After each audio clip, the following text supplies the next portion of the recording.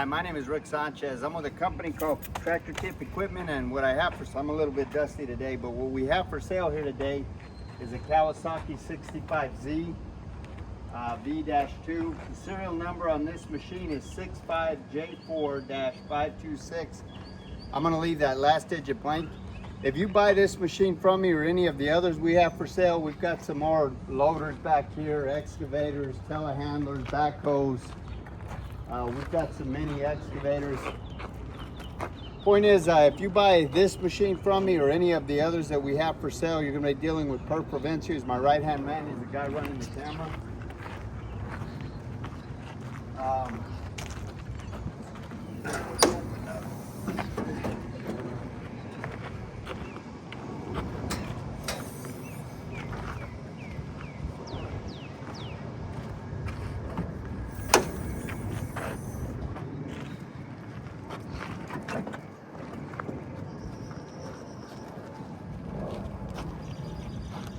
So, price on a new machine like this these days is probably, I don't know, 210, 220,000, depending on how you have it equipped.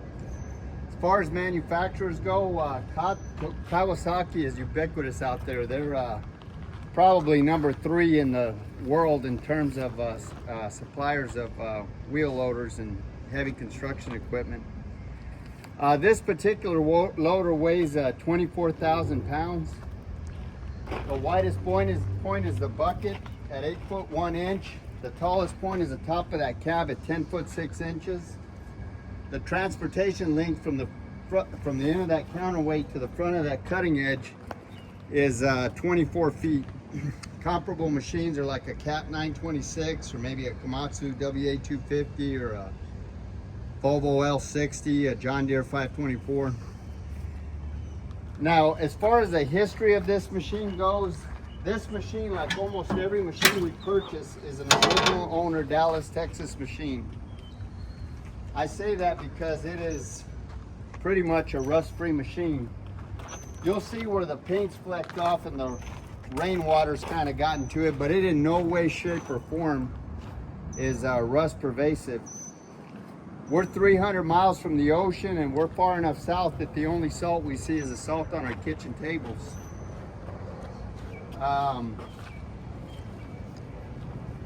This particular loader came from a company that we've done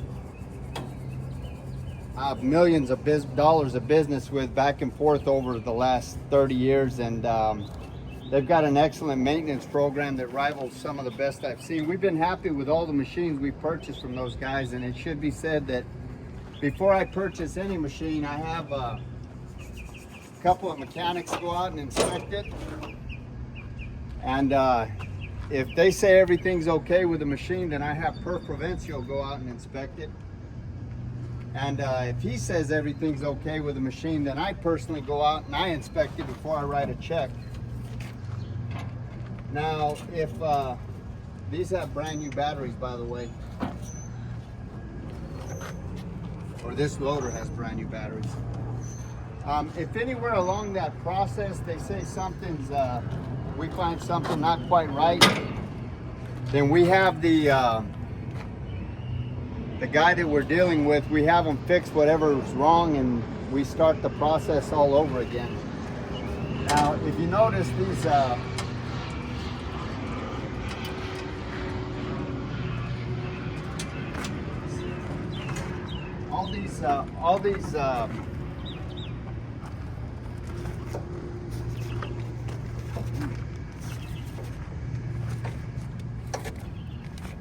well, anyway, this swings out, so you can get to all your coolers, all angles of them to keep them clean and keep them, so that the machine runs cooler. And in a place like Texas, that's what you want. So as far as options go, you can see this has got a hydraulic fan, which allows you to reach the radiator and the coolers a lot better. Coils. This machine is a 4-wheel drive machine. It's got an enclosed cab. The AC and the heat don't work real well. I mean, the heat works okay, but the AC doesn't blow as cold as we'd like it to. Probably needs to be just charged up. It's got a quick couple disconnect. Now this machine is being sold with the bucket, not with the forks. But the forks are over there. When we run it, we'll show you how to connect them. It's got a 12-volt outlet in the cab.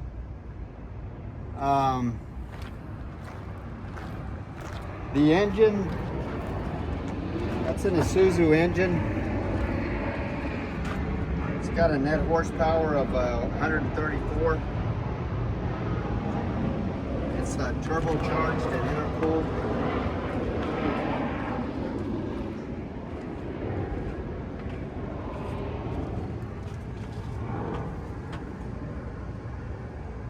All of the fluid levels on this machine are where they need to be. The transmission runs through all the gears without hesitation. Top speed is 23 miles an hour in forward and reverse. These tires, as you can see, are 20.5 25s. They're in good shape. The hydraulics are strong. There's no cracks or welds anywhere in the work equipment. All the pins and bushings are relatively tight.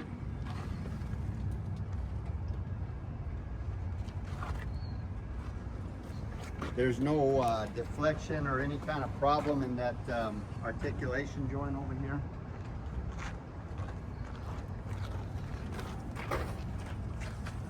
Those two kingpins are good and tight.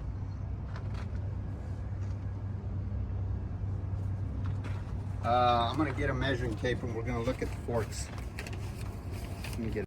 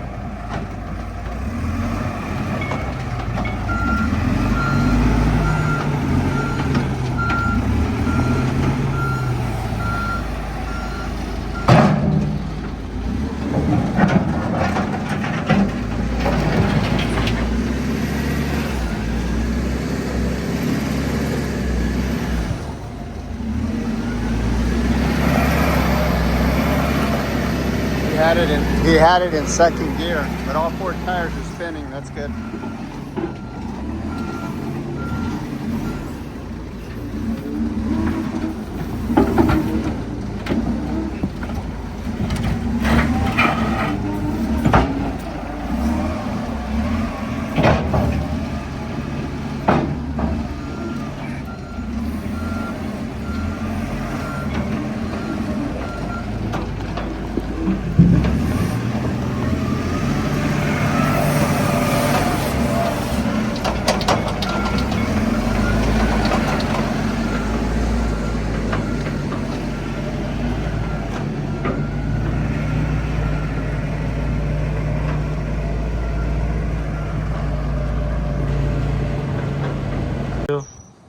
Okay, so we've got 3 sets of forks.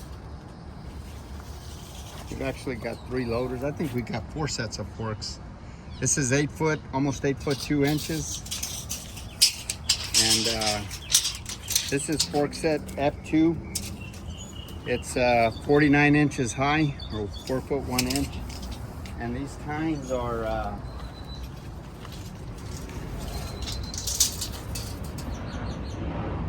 they're basically 5 foot forks.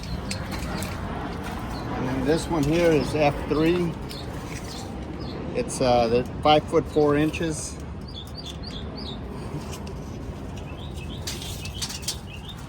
So roughly 5 foot also.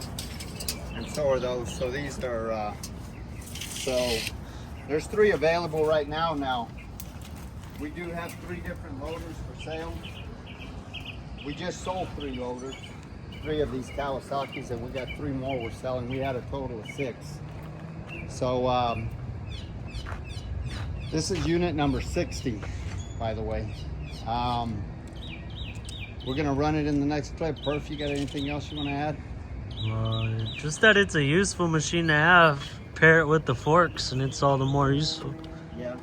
Now this machine does have some glass cracked up there, but it doesn't impair the visibility of the operator.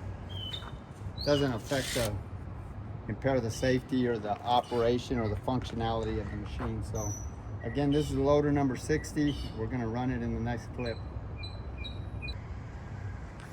I was doing this wrong. I was going down and it goes up.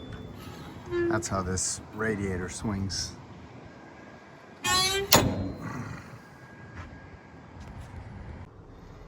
All right, so this is the inside of the cab.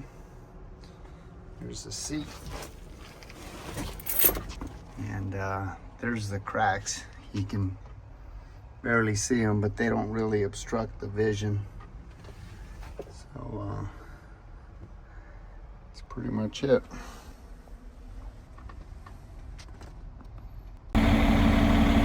Okay, so a lot of times people will ask me, about the interchangeability of a JRB coupling system. Like here we have forks and a bucket. You can get sweepers, you can get all kinds of attachments with JRB.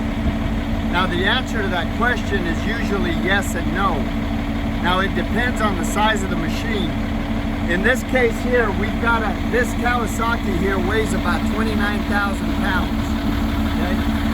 This is a coupler and a bucket for that Kawasaki.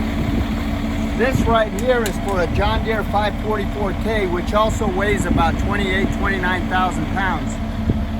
That fork set right there is for that JCB 436, which weighs about 35 to 37,000 pounds, depending on how you have it equipped. So the point that I'm trying to make here, and I'm going to make this video for illustrative purposes, is that from the coupler face forward, what you want to measure is the distance between these ear groupings here.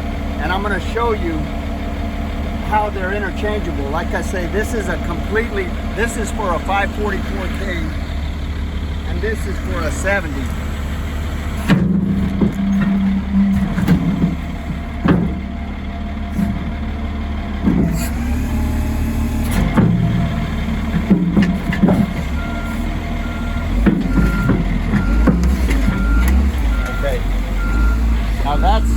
That's the bucket to that loader.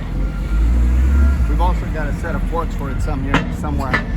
So if you look right here, the ear grouping is at roughly 28 inches.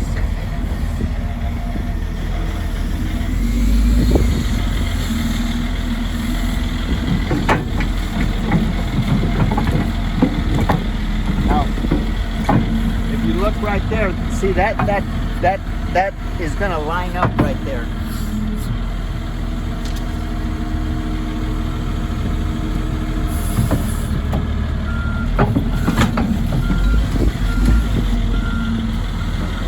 Now here again, from the coupler face forward, JRB is pretty consistent, but from the coupler face back, they're not interchangeable. It's according to make and model. So the point that I'm trying to make here is that if you measure this right here, you've got 28 inches. So even though these are from completely different makes and different models, this would be like a WA200, a WA250, a WA270 Komatsu, you know, a John Deere 544, a 524. That's like a Kawasaki 60Z. Or a 70Z. The point that I'm trying to make is that the weight class of the loader, you can interchange the attachments from JCB. You can't interchange the couplers themselves, but the attachments you can interchange. So we're going to show you on this one over here.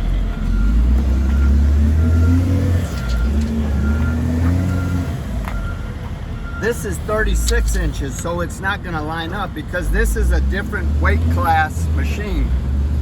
So just for illustrative purposes, we know it's not going to work.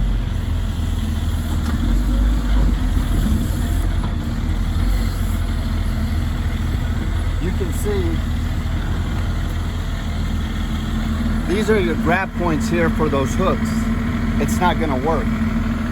So the point that I'm trying to make is that when you buy a JRB coupling system, which is also Pemberton, JRB bought Pemberton out, they're the best coupler out there. There's no better coupler.